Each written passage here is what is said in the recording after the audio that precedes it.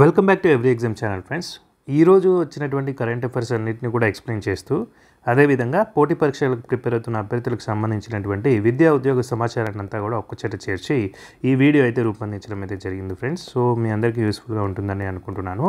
So ఖచ్చితంగా చూడండి, end వరకు చూడండి, స్కిప్ చేయకండి. So let's start the video. So ఈరోజు ఫస్ట్ అప్డేట్ కనుక చూసుకున్నట్లయితే, తీరాన్ని తాకిన మొంత, అంతర్వేది సమీపంలో భూభాగంపైకి తీవ్ర తుఫాను. సో ఇక్కడ ఆల్రెడీ ఇప్పుడు వర్షాలు పడుతున్నాయి కదండి, బాగానే పడుతున్నాయి అంతటా. సో జాగ్రత్తగా ఉండండి. ఇక్కడ ఇంకో విషయం ఏంటంటే, మొంత అనే తుఫాను గురించి నిన్న ఆల్రెడీ మనం మాట్లాడుకున్నాము. సో అది ఏ దేశం పెట్టిందని దానికి పేరు థాయిలాండ్. మొంత యొక్క మీనింగ్ ఏంటండి అంటే సువాసన గల పువ్వు అని అర్థం, రైట్? సో ఇక్కడ న్యూస్ అప్డేట్ కనుక చూసుకున్నట్లయితే, నేటి సాయంత్రానికి వాయుగుండంగా మారి బలహీనం, కోస్తా జిల్లాలో విస్తారంగా వర్షాలు కురిసే అవకాశం. సో ఇదండి, ఏపీని వణికించిన మోంతా తుఫాను ఎట్టకేలకు మంగళవారం రాత్రి బిఆర్ అంబేద్కర్ కోనసీమ జిల్లా అంతర్వేది సమీపంలో తీరాన్ని తాకింది. అంతకుముందు 6 గంటల్లో ఇది గంటకు 17 కిలోమీటర్ల వేగంతో కదిలింది. తీరం దాటే ప్రక్రియ దాదాపు 3 నుంచి 4 గంటల పాటు కొనసాగింది. తీరం దాటే సమయంలో మచిలీపట్నం పరిసరాల్లో గరిష్టంగా గంటకు 82 కిలోమీటర్ల వేగంతో ఈదురుగాలులు వీచినట్లు వాతావరణ శాఖ అధికారులు తెలిపారు. తీరం దాటిన తర్వాత బుధవారం ఉదయానికి తుఫానుగా, సాయంత్రానికి వాయుగుండంగా బలహీనపడుతుందని అంచనా. సో ఇవాళ సాయంత్రం వరకు ఈ యొక్క తుఫాన్ అనేది కొంచెం వీక్ అయిపోతుందండి. సో ఇక్కడ తెలంగాణలో చూసుకుంటే మూడు జిల్లాలకు ముప్పు అండి. ములుగు, భద్రాద్రి, ఖమ్మం జిల్లాలకు రెడ్ అలర్ట్, 12 జిల్లాలకి ఆరెంజ్ అలర్ట్. సో కొన్ని చోట్ల 20 సెంటీమీటర్ల వర్షం కురుస్తుందన్నటువంటి వాతావరణ శాఖ. సో ఇదండి. సో నెక్స్ట్ ఇంకోటి మొంత అంటే అప్డేట్ చూసుకున్నట్టే, మొంత బంగాళాఖాతంలో ఏర్పడి రాష్ట్రాన్ని గజగజలాడిస్తున్న తుఫానుకు మొంత అనే పేరును థాయిలాండ్ దేశం పెట్టింది. ఆ దేశ భాషలో మొంత అంటే అందమైన సువాసన వెదజల్లే పువ్వు. సో ఖచ్చితంగా తుఫాన్ల మీద బిట్ అడుగుతారండి. సో ఇది ఎక్కడ ఏర్పడింది అని కూడా అడగచ్చు. ఇప్పుడు మనకు ఇక్కడ కాకినాడ తీరంలో తీరం దాటింది కాబట్టి మీకు బంగాళాఖాతంలో ఏర్పడిందని గుర్తుపెట్టుకోండి. అండ్ 13 దేశాల ఒక కాన్ఫరెన్స్ ఉంటుందండి, కన్ఫెడరేషన్. సో వాళ్ళు ఎవ్రీ ఇయర్ ఈ యొక్క పేర్లు అనేటువంటివి అంటే ఆల్రెడీ లిస్ట్ ఇచ్చేస్తారు. సో ఆ లిస్ట్ ప్రకారం మళ్ళీ నెక్స్ట్ ఏ తుఫాన్ వస్తే ఏ పేరు పెట్టాలి, అది ఏ దేశం పెడుతుంది అనేది ఆ యొక్క ఆగ్నేయాసియా దేశాలు ఉంటాయి కదా, సో వాళ్ళ దగ్గర ఆల్రెడీ ఒక లిస్ట్ ఉంటుంది. సో దాని ప్రకారం ఈ యొక్క పేర్లు అనేటువంటివి పెడతారనమాట. సో నెక్స్ట్ అప్డేట్ కనుక చూసుకున్నట్లయితే, కేంద్ర ఉద్యోగులకు తీపి కబురు, 8వ వేతన సవరణ సంఘం విధి విధానాలకు కేబినెట్ ఆమోదం, కమిషన్కు జస్టిస్ రంజనా ప్రకాష్ దేశాయ్ సారథ్యం. సో ఇక్కడ రంజనా ప్రకాష్ దేశాయ్ గారు వచ్చారు కాబట్టి ఒక ఇంపార్టెంట్ బిట్ చెప్తానండి. సో 2020లో ఇప్పుడు మనకు జమ్మూ అండ్ కాశ్మీర్ కేంద్రపాలిత ప్రాంతం నుంచి రాష్ట్రాలుగా విడిపోయింది కదండి. అప్పుడు జమ్మూ కాశ్మీర్లో రాష్ట్రం నుంచి కేంద్రపాలిత ప్రాంతాలుగా విడిపోయింది కదండి. సో అప్పుడు జమ్మూ కాశ్మీర్లో అండ్ లడాఖ్గా విడిపోయింది కదా. సో లడాక్ ఏమో union territory, direct under central administration అన్నారు కాబట్టి యూటీకి ఎల్జీ ఉంటారు అండ్ అసెంబ్లీ ఏం లేదు. బట్ జమ్మూ అండ్ కాశ్మీర్కి ఈవెన్ దో యూటీ అయినప్పటికీ కూడా అసెంబ్లీ విత్ యూటీ లాగా దాన్ని యొక్క డిజైన్ చేయడం అయితే చట్టం చేయడం జరిగింది. సో అసెంబ్లీ ఉంటుంది కాబట్టి అసెంబ్లీ స్థానాలకు డీలిమిటేషన్ అనేది జరగాలి కదా. సో అప్పుడు ఈ యొక్క డీలిమిటేషన్ కమిషన్కి చైర్మన్గా వ్యవహరించిన వారు ఎవరు అంటే ఈ యొక్క జస్టిస్ రంజనా ప్రకాష్ గారండి. So very very important bit, గుర్తుపెట్టుకోండి. ఇక నెక్స్ట్ చూసుకున్నట్లయితే, తుది నివేదిక సమర్పణకు 18 నెలల గడువు. సో 18 నెలల గడువు అండి. సో ఇప్పటి నుంచి 1.5 year టైం వరకు వాళ్ళ యొక్క సిఫార్సులు, రికమెండేషన్స్ ఇవ్వచ్చు. 2026 జనవరి 1 నుంచి అమల్లోకి రానున్న సిఫార్సులు. సో ఏరియర్స్ వస్తాయండి. సో ఖచ్చితంగా ఒకవేళ వాళ్ళు ఎప్పుడు ఇచ్చినా కూడా 2026 జనవరి 1 నుంచి అప్లికేబుల్. సో వాళ్ళు 2027లో ఇవ్వచ్చు. ఇన్ జనరల్గా అప్పుడు 2017లో వచ్చాయి కదండి 7th పే కమిషన్. సో ఇప్పుడు కూడా మేబీ 27లో రావచ్చు. బట్ 1 year ఏరియర్స్ అయితే అందరికీ వస్తాయి ఎవరైతే సర్వీస్లో ఉన్నారో. 50 లక్షల మంది ఉద్యోగులు, 69 లక్షల మంది పెన్షన్దారులకు రద్దు, ఎరువులపై రాయితీలకు పెంపునకు మంత్రిమండలి ఆమోదం. సో ఇక్కడ చూసుకున్నట్లయితే అప్డేటు, కేంద్ర ప్రభుత్వ ఉద్యోగులు, పెన్షన్దారులకు ప్రధాని మోదీ నేతృత్వంలోని మంత్రిమండలి శుభవార్త అందించింది. 8వ వేతన సవరణ సంఘం విధి విధానాలకు టర్మ్స్ ఆఫ్ రెఫరెన్స్, TOT అంటారు కదా. సో విధి విధానాలు టర్మ్స్ ఆఫ్ రెఫరెన్స్ మంగళవారం ఆమోదముద్ర వేసింది. ఈ కమిషన్కు చైర్మన్గా సుప్రీంకోర్టు విశ్రాంత న్యాయమూర్తి జస్టిస్ రంజనా ప్రకాష్ దేశాయ్ నియమితులయ్యారు. ఇందులో తాత్కాలిక సభ్యుడిగా బెంగళూరు ఐఎం ప్రొఫెసర్ పులాక్ ఘోష్, సభ్య కార్యదర్శిగా కేంద్ర పెట్రోలియం సహజ వాయువుల శాఖ కార్యదర్శి పంకజ్ జైన్ ఉంటారు. ఈ సంఘం 18 నెలల్లో తమ తుది నివేదికను సమర్పిస్తుంది. అవసరమైతే మధ్యంతర నివేదికలు ఇస్తుంది. సో ఇంటర్మీడియట్గా కూడా ఇంటరిమ్ రిపోర్ట్స్ కూడా ఇవ్వచ్చు. సో స్పష్టంగా విధి విధానాలు. సో ఇక్కడ 8వ వేతన సంఘం తన సిఫారసులను సమర్పించడానికి ముందు పరిగణలోకి తీసుకోవాల్సిన అంశాలను కేంద్ర ప్రభుత్వం స్పష్టంగా తెలియజేసింది. దాని ప్రకారం దేశంలో ఆర్థిక పరిస్థితులను, ఆర్థిక వివేకం, ఫిజికల్ ప్రూడెన్స్ అంటే మనకు ఆర్థిక వివేకం కూడా ఉండాలండి. అంటే లైక్ వివేకం అంటే ఆర్థిక జ్ఞానం అంటే ఏంటంటే ఇప్పుడు చాలా మనం స్కామ్స్ చూస్తున్నాం. ఏంటంటే స్టాక్ మార్కెట్లో పెట్టుబడి పెట్టండి అని చెప్పేసి ఎన్నో టెలిగ్రామ్లో కావచ్చు మెసేజెస్ వస్తూ ఉంటాయి, రకరకాలు వస్తాయి. కానీ అవన్నీ ఫేక్, చాలా వరకు 99% ఫేకే ఉంటాయండి. బట్ ఏంటంటే మనం తొందరలో ఇందులో పెడితే వచ్చేస్తాయి అన్న తొందరలో పెట్టేస్తాం. కానీ దాని యొక్క అథెంటిసిటీ వెరిఫై చేసుకోమన్నమాట. సో అథెంటిసిటీ ఎప్పుడు వెరిఫై చేసుకుంటాం? మనకు కనుక ఆర్థిక జ్ఞానం ఉన్నప్పుడు, ఆర్థిక స్వావలంబన ఉన్నప్పుడు మనం ఆ యొక్క వెరిఫికేషన్స్ అనేది చూస్తాం. అప్పుడు మనం మోసపోవడానికి ఆస్కారం తక్కువగా ఉంటుంది. సో అందుకనే ఈ యొక్క ఫిజికల్ ప్రూడెన్స్ అనేది అవసరం. ఇప్పుడు చాలా మోసాలు చూసుకున్నట్లయితే మ్యూల్ అకౌంట్స్ అని ఉంటున్నాయండి. మ్యూల్ అకౌంట్స్ అంటే ఏంటంటే వాళ్ళు ఏం చేస్తారంటే జస్ట్ అకౌంట్ తీసేసి ఒక 5,000 10,000 ఇచ్చేస్తారు. ఎక్కడో ఉంటారు వాళ్ళు, ఆదిలాబాద్లోనో ఎక్కడో కేరళలో ఒక గ్రామంలో 50 అకౌంట్లు తీసుకొని వెళ్ళిపోతారు వాళ్ళు డబ్బులు ఇచ్చేసి. కానీ 50, 100, 1000 అకౌంట్లు తీస్తున్నారండి. సో కానీ ఏమవుతుందంటే ఈ కొల్లగొట్టిన డబ్బు అంతా ఈ మ్యూల్ అకౌంట్స్ ఉంటాయి కదా. సో మ్యూల్ అంటే ఏంటంటే జస్ట్ వాడుకుంటారు, ఇంటర్మీడియటరీ అకౌంట్స్ అనమాట. ఫస్ట్ అందులో డబ్బులు పడతాయి. సో ఒక అకౌంట్ నుంచి ఇంకో అకౌంట్ అలా ఇవన్నీ కూడా మ్యూల్ అకౌంట్స్ ఒక 100, 15 అయిపోయిన తర్వాత చివరికి వాళ్ళ యాక్చువల్ అకౌంట్లోకి తీసుకొని ఆ యొక్క ఈ స్కామ్ చేసిన నేరగాళ్ళు ఆ అకౌంట్ నుంచి క్రిప్టో కరెన్సీకి మార్చుకొని క్రిప్టో రూపకంగా వాడుకోవడం జరుగుతుంది. సో పోలీస్ ఇన్వెస్టిగేషన్లో ఏం తెలుస్తుంది? ఈ అకౌంట్ తెలుస్తుంది ఫస్ట్. సో ఈ అకౌంట్ నుంచి ఎక్కడికి వెళ్ళిందంటే ఈ అకౌంట్ తెలుస్తుంది, ఇక్కడికి వెళ్ళిందంటే ఈ అకౌంట్. సో ఇవన్నీ కూడా మ్యూల్ అకౌంట్సే. మ్యూల్ అంటే వాళ్ళకు డైరెక్ట్ ఇన్వాల్వ్మెంట్ ఉండదు ఫ్రాడ్లో, బట్ వాళ్ళని వాడుకుంటారు. సో కానీ పోలీసులు వీళ్ళని నేరగాళ్ళగానే చూస్తారు, ఎందుకంటే ఫస్ట్ వెళ్ళేసరికి వీళ్ళే కదా కనపడేది. సో వాళ్ళకు కనుక వివేకం ఉంటే, ఫిజికల్ ప్రూడెన్స్ ఉంటే వాళ్ళు ఏంటి మనం ఇలా మన పేరు మీద అకౌంట్ వాళ్ళకి వాడుకోవడానికి ఇవ్వకూడదు అనే జ్ఞానం ఉంటే వాళ్ళు ఇవ్వరు. సో అదేమన్నాడు ఆర్థిక జ్ఞానం అంటే. ఇట్లాంటి ఎగ్జాంపుల్ చెప్తున్నాను. అండ్ నెక్స్ట్ చూసుకున్నట్లయితే అభివృద్ధి సంక్షేమ కార్యక్రమాలకు అవసరమయ్యే వ్యయం కోసం తగిన వనరులు అందుబాటులో ఉండేలా చూడాలి. నాన్ కంట్రిబ్యూటరీ పింఛను పథకాల వ్యయాన్ని దృష్టిలో పెట్టుకోవాలి. సో నాన్ కంట్రిబ్యూటరీ పింఛన్ అంటే లైక్ ఇప్పుడు ఓపీఎస్ తీసుకోండి. ఓపీఎస్ ఓల్డ్ పెన్షన్ స్కీమ్ ఉంది కదా, అది నాన్ కంట్రిబ్యూటరీ. ఎందుకంటే ఈ గవర్నమెంట్ ఎంప్లాయీస్ దీనికోసం అని చెప్పేసి ప్రత్యేకంగా ఎటువంటి రుసుము కట్టాల్సిన అవసరం లేదు. అదే ఎన్పిఎస్ తీసుకున్నా, ఈపీఎఫ్ తీసుకున్నా, provident fund, new pension scheme లేదా నేషనల్ పెన్షన్ స్కీము, ఈపీఎఫ్, ఈ స్కీములన్నింటిలో కూడా ఖచ్చితంగా ఎంప్లాయీ కంట్రిబ్యూషన్ అనేది ఉంటుంది. నెక్స్ట్ చూసుకున్నట్లయితే గుట్టలు ఎక్కేస్తారా, చరిత్రలోకి వెళ్ళేస్తారా? సో ఇదేంటంటే అండి, జయశంకర్ భూపాలపల్లి జిల్లాలోని పాండవుల గుట్ట. ఇక్కడ ఈ పిక్చర్లో లెఫ్ట్ సైడ్ కనిపిస్తూ ఉంది జయశంకర్ భూపాలపల్లిలోని పాండవుల గుట్ట. అండ్ నారాయణపేట జిల్లాలోని నిలువు రాళ్ళు. ఇది ఆస్ట్రానమీకి రిలేటెడ్గా ఉన్నటువంటి రాళ్ళు అని చెప్తున్నారు. సో ఇక్కడ ఒకసారి అప్డేట్ చేసుకున్నట్లయితే సాహసయాత్రతో పాటు సైన్స్ చరిత్ర కలగలిగిన జియో టూరిజం వైపు యువత మొగ్గు చూపుతుంది.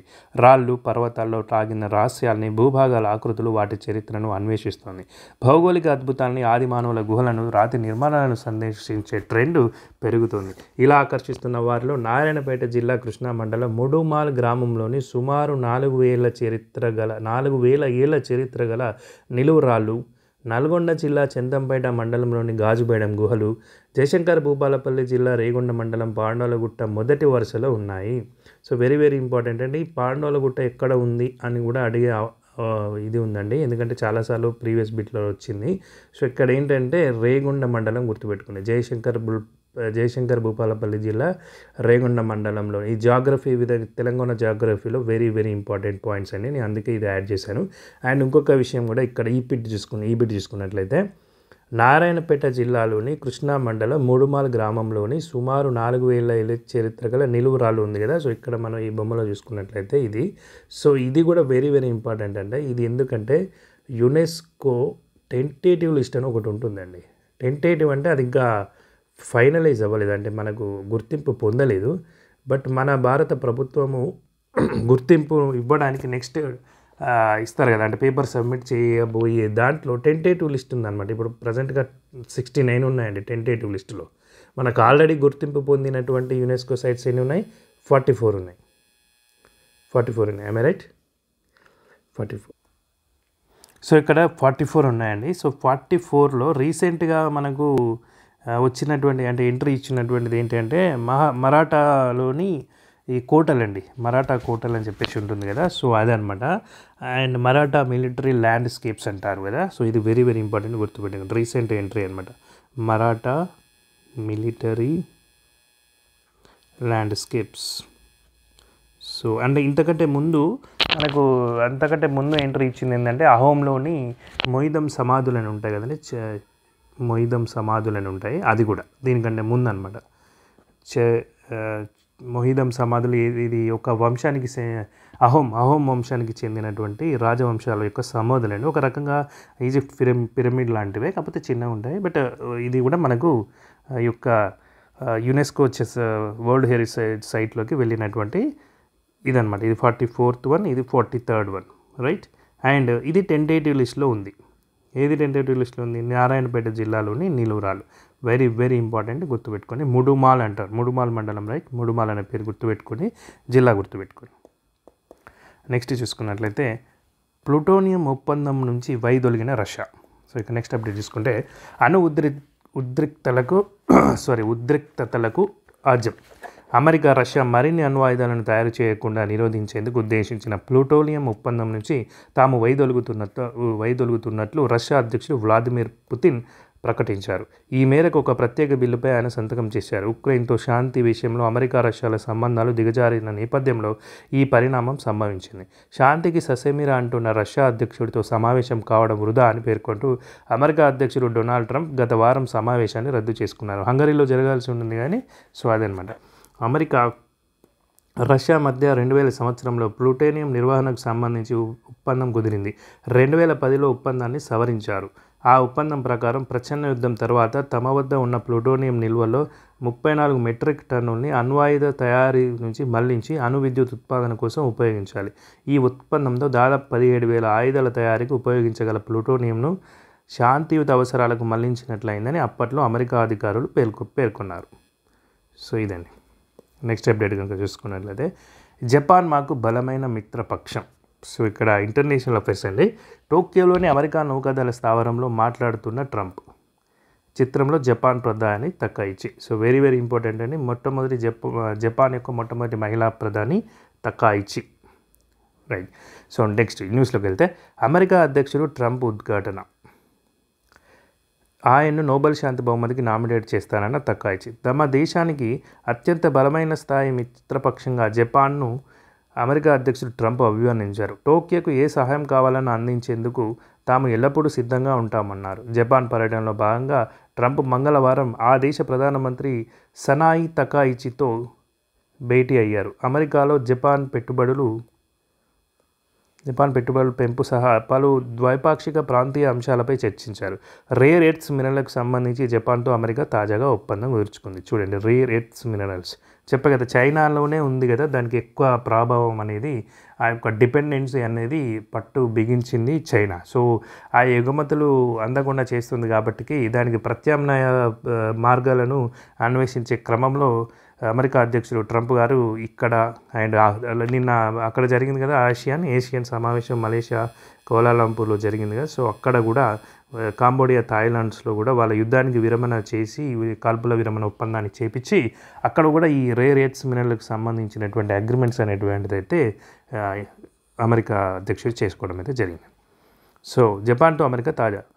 టోక్యో సమీపంలోని అమెరికా నౌకాదళ స్థావరంలో నిలిపి ఉంచిన విమాన నౌక USS జార్జ్ వాషింగ్టన్పై తమ దేశ బలగాలతో ట్రంప్ కొద్దిసేపు మాట్లాడారు. సో ఇది ఒకసారి చూడండి. ఇంకా నెక్స్ట్ ఇంకో అప్డేట్ తీసుకున్నట్లయితే యుద్ధం ముగింపుపై పుతిన్ దృష్టి పెట్టాలి. సో ఒకటి నిన్న చూడండి, అణుశక్తితో నడిచే బోరువెస్ట్ని క్రూజ్ క్షిపణిని రష్యా ఇటీవల పరీక్షించడాన్ని అమెరికా అధ్యక్షుడు ట్రంప్ తప్పుపెట్టారు. అలాంటి పరీక్షలు నిర్వహించడానికి బదులు ఉక్రెయిన్తో యుద్ధాన్ని ఆపడంపై దృష్టి పెట్టాలని రష్యా అధ్యక్షుడు పుతిన్కు హితవు పలికారు. ఎయిర్ ఫోర్స్ 1 విమానంలో విలేకరులతో మాట్లాడుతూ ట్రంప్ ఈ వ్యాఖ్యలు చేశారు. అణ్వస్త్ర సామర్థ్యం కలిగిన అత్యంత శక్తివంతమైన జలాంతర్గామని రష్యా సముద్ర తీరానికి సమీపంలో అమెరికా మోహరించి ఉంచిన సంగతిని పుతిన్ గుర్తుంచుకోవాలని చెప్పేసి అమెరికా అధ్యక్షుడు పేర్కొన్నారు. సో నెక్స్ట్, వెనిజువేలా అధినేతపై అమెరికా గూఢచర్య. సో వెనిజువేలా అని చెప్పేది, వెనిజువేలా ఇప్పుడు చాలా న్యూస్లో ఉంటుందండి. సో చాలాసార్లు ఇప్పుడు నిన్న కూడా ఒకటి ఏంటి మన మాదక ద్రవ్యాల రవాణా చేస్తున్న షిప్ని పేల్చేయడం జరిగిందని చెప్పేసి కూడా న్యూస్లో ఉంది. కాబట్టి సో ఈ వెనిజువేలా అధ్యక్షుడు నికోలస్ మదురో, ఇది గుర్తుపెట్టుకోండి, వెరీ వెరీ ఇంపార్టెంట్. వెనిజువేలా అధ్యక్షుడు నికోలస్ మదురో వ్యతిరేకంగా కుట్రలకు పాల్పడడం అమెరికా ప్రభుత్వానికి నిత్యకృత్యంగా మారింది. సో ఇందులో భాగంగానే అమెరికా గూఢచర్య ఏజెంట్ ఎడ్విన్ లోపెజ్ ఏకంగా మదురో చీఫ్ పైలట్కి గాలం వేసే ప్రయత్నం చేసిన ఉదంతం వెలుగులోకి వచ్చింది. మదురో విమానాన్ని మళ్లించి ఆయనను అమెరికా అరెస్ట్ చేయడానికి వీలు కల్పిస్తే చీఫ్ పైలట్ను అత్యంత ధనికుడిగా మార్చేస్తామంటూ డీల్ కుదుర్చుకునే ప్రయత్నము జరిగింది. అయితే ఈ విషయంలో పైలట్ ఎలాంటి హామీ ఇవ్వకుండా కేవలం తన ఫోన్ నెంబర్ను మాత్రమే గూఢచారికి ఇచ్చి వెళ్ళాడు.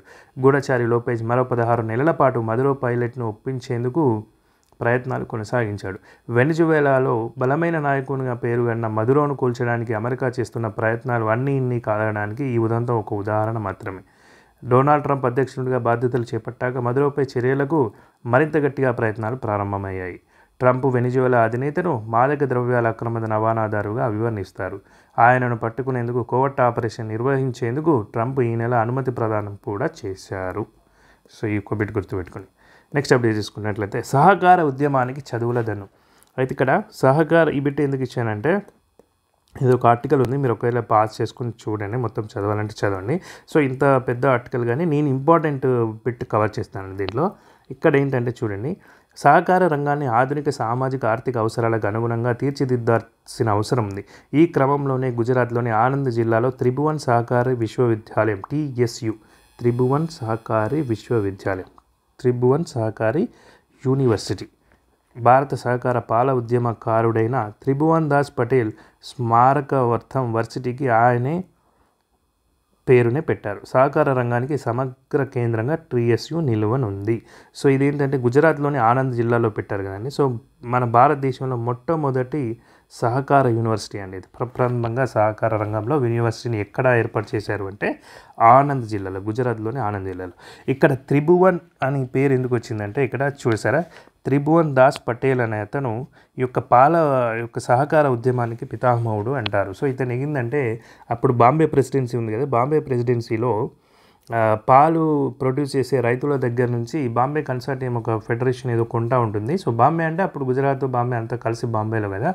సో వాళ్ళు ఏంటంటే వాళ్ళు చెప్పిందే రేటుగా ఉండేదన్నమాట. వాళ్ళు ఎంత ఫిక్స్ చేస్తే అంతే, ఒకరోజు కొనము అంటే ఇంకా వాళ్ళు కొనరు అంతే. అప్పుడు ఈ పాలు వేస్ట్ అయిపోయింది. సో అప్పుడు ఈ యొక్క త్రిభువన్ దాస్ పటేల్ అనే అతను వల్లభాయ్ పటేల్ దగ్గరికి వెళ్తే, సో వల్లభాయ్ పటేల్ ఏం చెప్పారంటే, మీరు బానిసత్వంలో ఉండాలి అనుకుంటే బానిసత్వంలోనే ఉండండి, లేదు మీరు ఏమంటారు డెవలప్మెంట్ కావాలి అనుకుంటే ఆలోచించి వేరే మార్గాన్ని అవలంబన చేయండి అని చెప్పి సూచించడం జరిగింది. దానికి అనుగుణంగానే ఇతను ఒక సహకార శాఖను ఏర్పాటు చేశారండి, ఒక సహకార వ్యవస్థ, సహకార సంఘం ఏర్పాటు చేసి అక్కడ ఉన్న రైతులందరూ కూడా కంపల్సరీగా రోజుకు 1 or 2 లీటర్స్ మినిమం కంపల్సరీ తీసుకొచ్చేలాగా ఒప్పించి అక్కడే పాశ్చరైజేషన్ కూడా చేసి కొంచెం కమర్షియల్ లెవెల్లో డెవలప్మెంట్ అంటే ఉత్పత్తి ప్రొడక్షన్ చేయడానికి ఈ త్రిభువన్ దాస్ పటేల్ గారు అక్కడ ఒక సహకార సంఘాన్ని ఏర్పాటు చేయడం అయితే జరిగింది.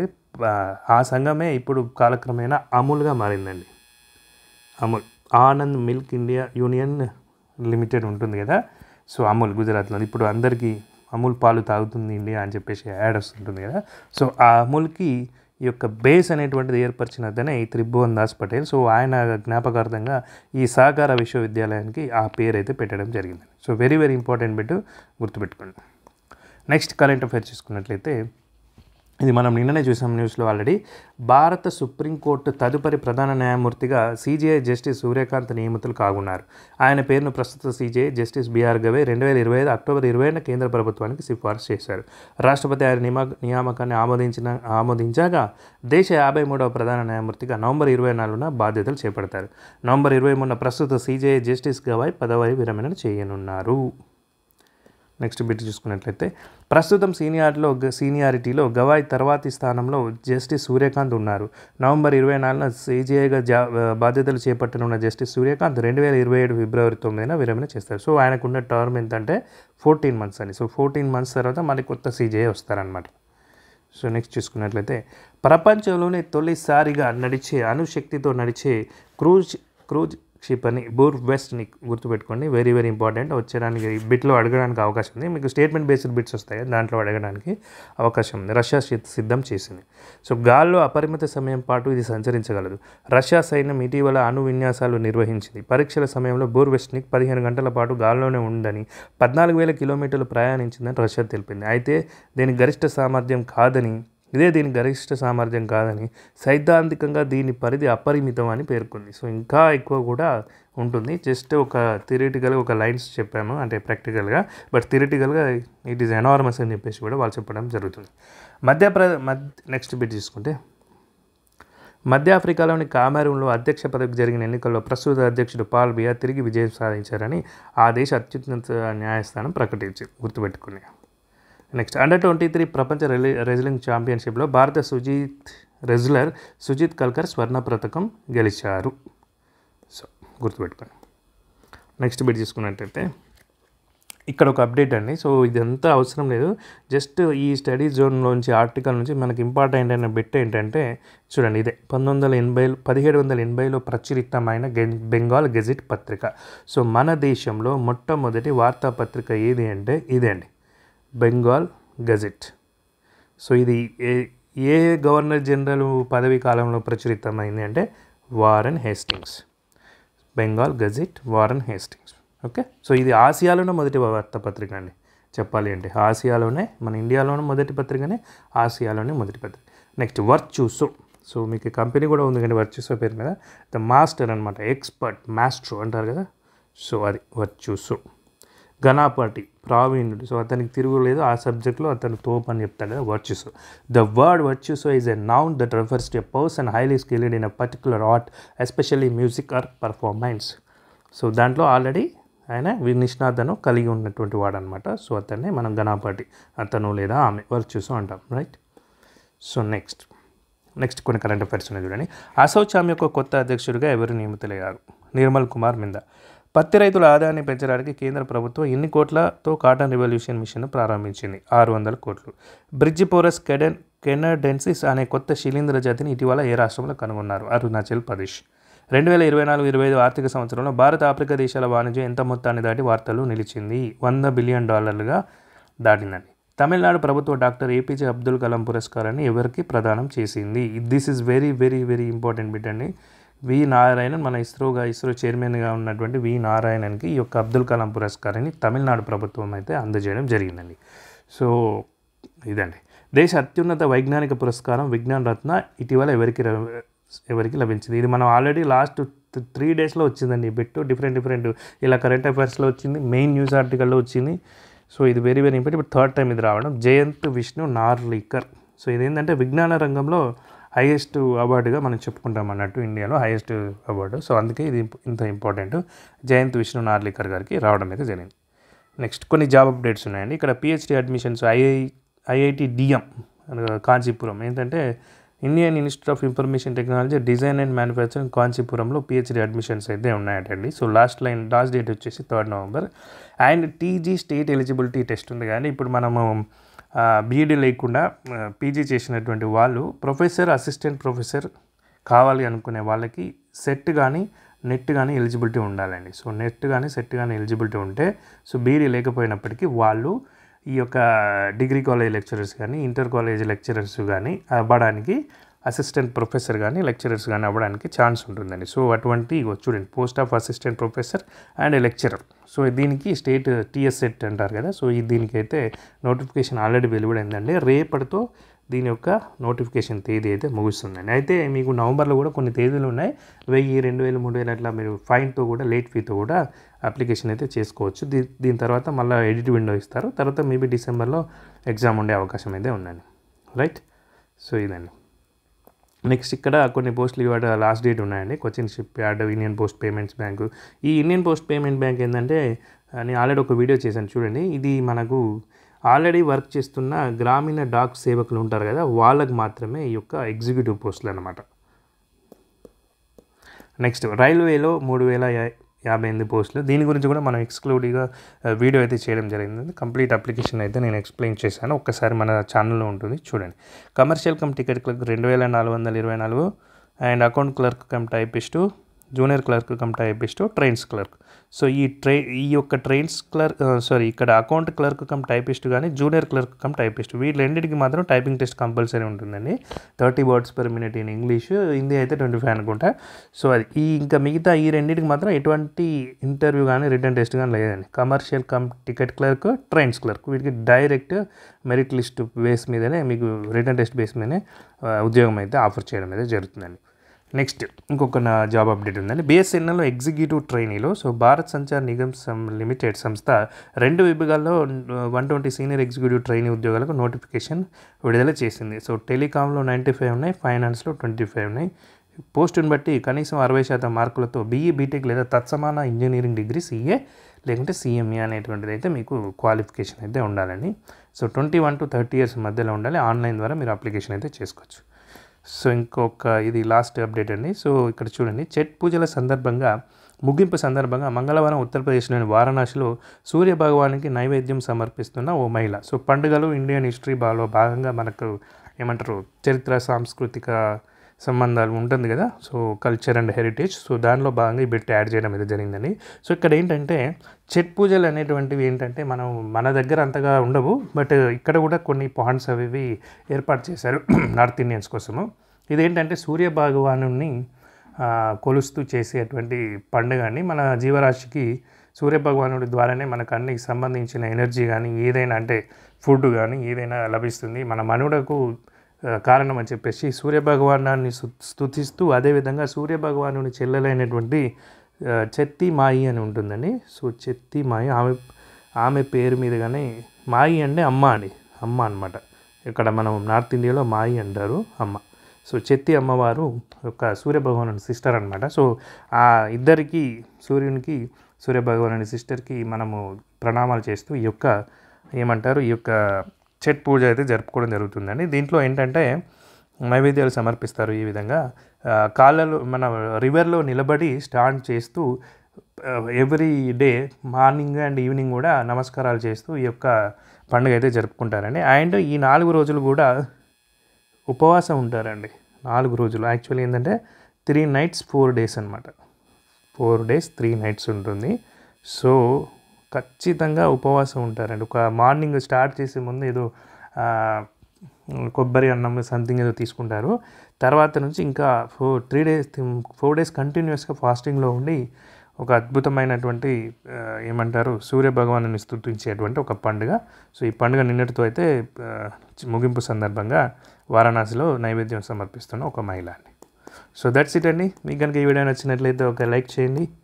అదేవిధంగా మీ ఫ్రెండ్స్కి, రిలేటివ్స్కి ఎవరికైతే ఈ వీడియో యూజ్ ఉంటుందో వాళ్ళకి షేర్ చేయండి. అండ్ కొత్త జాబ్ నోటిఫికేషన్స్ కోసం వెయిట్ చేస్తున్న పోటీ పరీక్షలకు ప్రిపేర్ అయ్యే ప్రతి ఒక్క అభ్యర్థి ఈ ఛానల్ని సబ్స్క్రైబ్ చేసుకుని బెల్ ఐకాన్ క్లిక్ చేయండి. విద్యా ఉద్యోగ సమాచారాన్ని పొందండి. అదేవిధంగా టెలిగ్రామ్ ఛానల్స్లో అండ్ వాట్సాప్ ఛానల్స్లో కూడా జాయిన్ కండి. Thank you friends.